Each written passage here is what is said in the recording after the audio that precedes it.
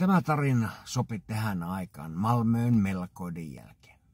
Tämä tapahtui siinä 98 kieppeillä ja oli taas ollut Göteborgissa viettää iltaa. Olin menossa Stacelta Sporaan, mutta poikkesin Mäkkärin iltapalalle. Cheese, fish, Coca-Cola utan is. Se oli mun lempitilaukseni hurreissa. Tilasin ja menin istumaan. Hetken mussutettuani burgeriin, niin ulkona rupesi kuhisemaan. Huomasin sitten, että siellä oli yksinäinen Securitas-vartija nuorisojengin ympäröimä. Vartijaa tönittiin, naurettiin ringissä eikä sitä päästetty pakenemaan. Töniminen muuttui aggressiivisemmaksi ja vartija ruvettiin kohta lyömään. Sisältä rupesi kuulumaan kannustushuutoja. Slå den där vaktgrisen! Jävla svenne! Släpp inte honom!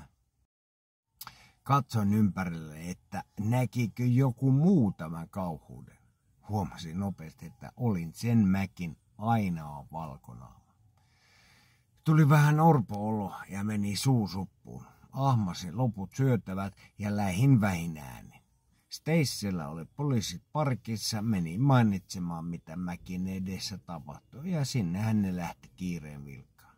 Ja Sporakin tuli sopivasti.